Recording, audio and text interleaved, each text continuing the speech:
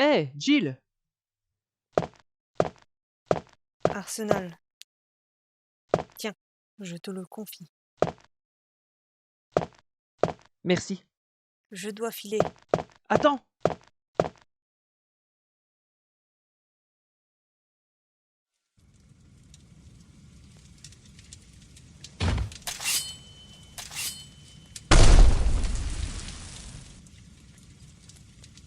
Salut les gamers, salut les gameuses. Aujourd'hui un nouvel épisode et donc un nouveau sujet.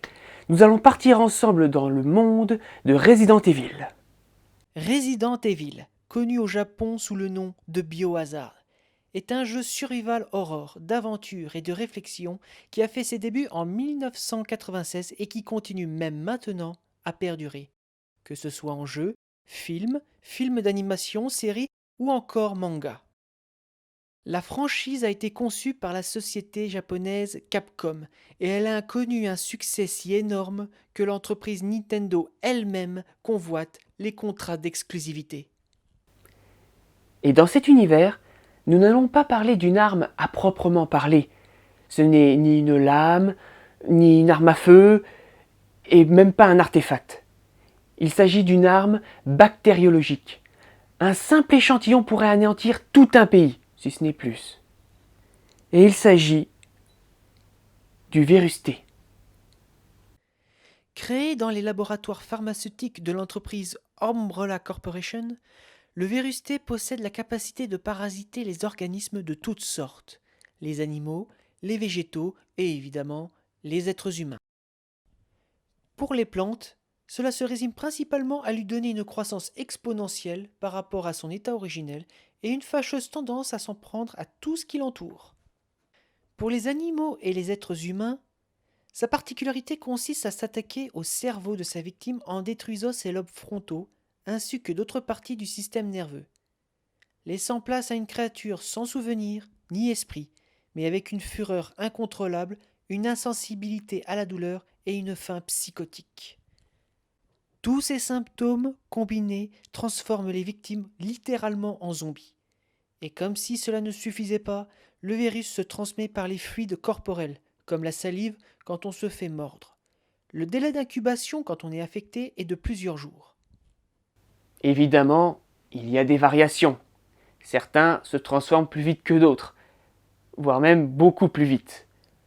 Bien que le terme zombie ou mort-vivant soit parfait pour les désigner, ils ne vivent pas éternellement. La raison de leur fin est due au fait qu'ils ont besoin d'une grande quantité de protéines pour faire office d'énergie pour leur corps. Le manque aurait pour conséquence que la peau commencerait à se nécroser et leurs muscles pourrir, jusqu'à ne plus avoir la force de se déplacer. Et je vous parle de la version originale, celui qui vient de l'univers du jeu vidéo. Celui des films est différent. Dans le premier Resident Evil, sorti en 2002, le temps d'incubation quand on est affecté est de quelques heures seulement. Et contrairement au jeu, une personne revenue à la vie à cause du virus peut continuer à vivre plusieurs années sans se nourrir, le rendant bien plus dangereux. Maintenant que vous savez à quoi nous avons affaire, nous allons ensemble découvrir son histoire et savoir comment une telle arme ait pu voir le jour. Sir Edward Ashford, chef de sa famille d'aristocrates, a mené des recherches sur les virus dans les années 60 et pensait qu'il devait exister un virus permettant à l'être humain d'évoluer. Pour confirmer sa théorie, il chercha dans le monde entier des scientifiques et créa une équipe.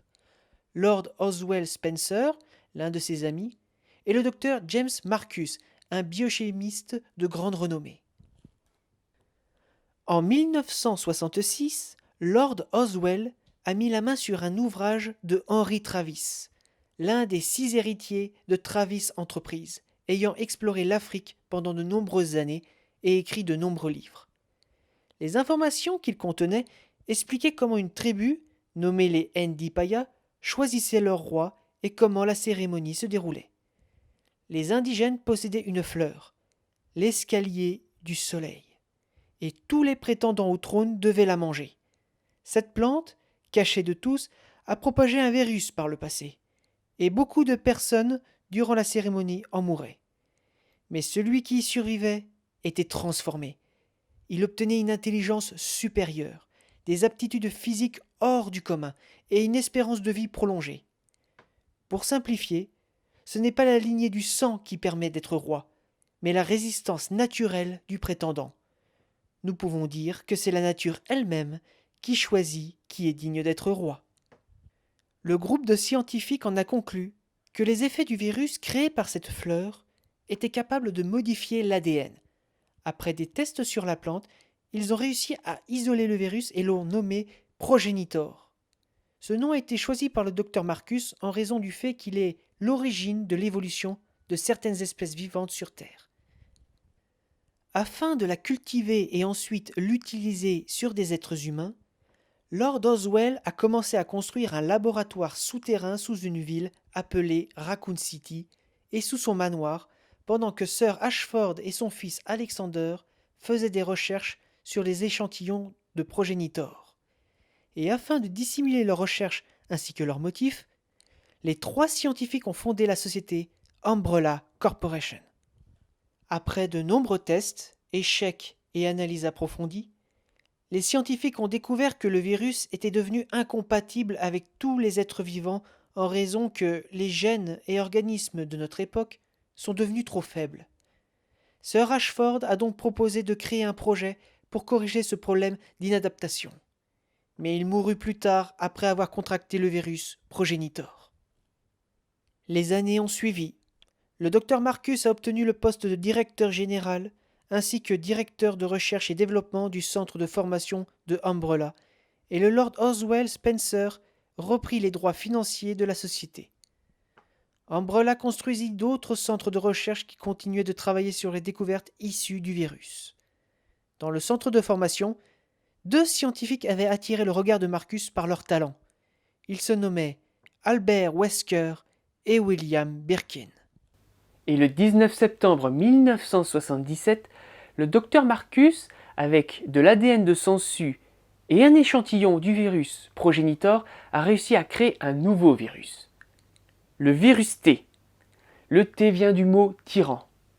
Et il se rendit compte qu'il n'avancerait à rien avec des souris comme cobayes. Il lui fallait des êtres humains. En février 1978, il a découvert que quelqu'un avait tenté de voler ses travaux de recherche. En se méfiant de tout le monde, il a continué ses recherches sur des scientifiques qu'il jugeait trop curieux, et soupçonnait Oswell ainsi que l'UBCS, une unité d'intervention d'élite privée spécialisée dans le sauvetage en milieu épidémique, de ses tentatives de vol. Et il a décidé d'en informer Wesker et William afin de s'occuper d'eux. Mais ils étaient d'un naturel ambitieux, et il se fait trahir et exécuter par l'UCBS.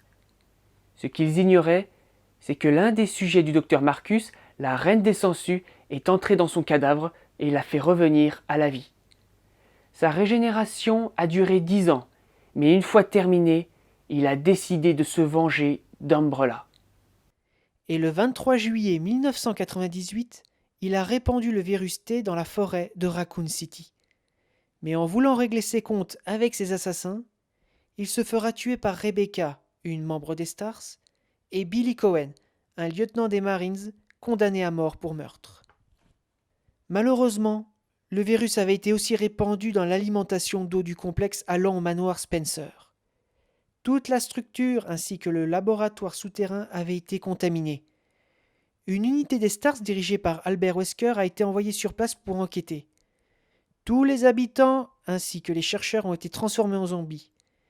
Et les quelques personnes n'ayant pas succombé ont soit mis fin à leur jour, soit ont été dévorées. Wesker, travaillant pour Umbrella, faisait tout pour détruire les preuves de ce qui s'est passé et se servait de son équipe pour une expérience sur le terrain en situation réelle. Comment agiraient des soldats entraînés contre l'affestation? Mais les survivants de l'unité Stars ont tout découvert, et Wesker, qui avait pour projet de quitter Umbrella pour une société rivale, s'est injecté le virus et libéra le tyran T-002 sur les derniers Stars. Ce qu'il n'avait pas prévu, c'est que la bête se soit retournée contre lui immédiatement et le tua. Le groupe restant de Stars ont réussi à quitter le manoir et ont signé la mort de leur commandant, Albert Wesker. Mais le virus injecté plus tôt le fait revenir mais pas en zombie. Il est revenu à la vie avec un corps possédant des capacités physiques extraordinaires. 2 mois plus tard, une unité militaire engagée par Umbrella Corporation a pénétré dans le laboratoire souterrain en dessous de Raccoon City afin de récupérer un autre virus développé par William Birkin, le virus G.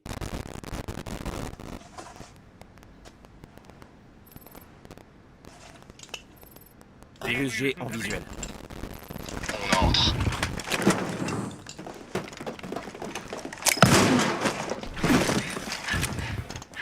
Docteur Birkin, vous allez nous suivre calmement. Je savais bien que vous viendriez. C'est le travail de ma vie. Hors de question que je cède quoi que ce soit. Nous avons des ordres, Docteur Birkin. Je vous le demande encore une fois. Laissez le feu.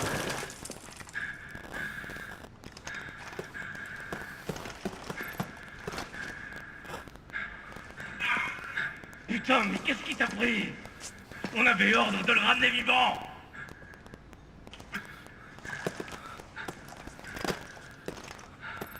On est entré, mais on a eu un problème. La cible a résisté, on a dû la battre. C'est exact, monsieur. Bien compris. Juste les échantillons. Allez, on bouge.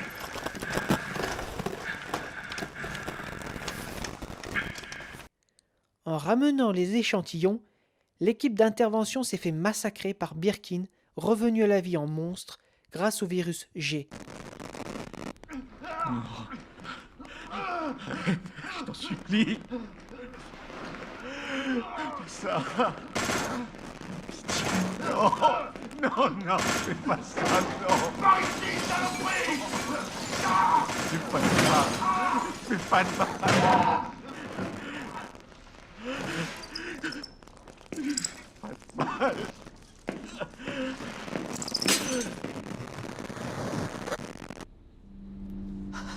Le virus.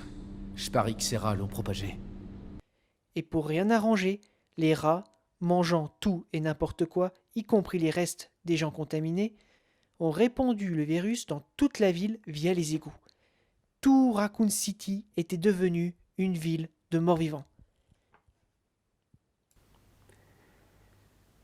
Devant cette gravité sans précédent, le Congrès américain a validé l'autorisation d'utiliser une arme nucléaire sur la ville.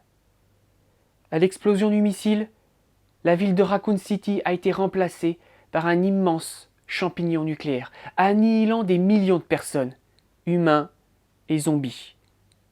Et c'est ainsi que le virus T fut arrêté. Bien qu'il y ait quelques passages ou allusions dans d'autres Resident Evil, ceci met un terme à son histoire. Maintenant, quand vous jouerez au jeu ou que vous regarderez les films, dites-vous que tout ça, cela vient d'une simple fleur.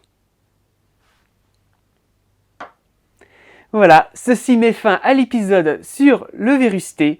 J'espère sincèrement que cela vous a plu. N'hésitez pas à me dire un petit commentaire pour me dire ce que vous en avez pensé.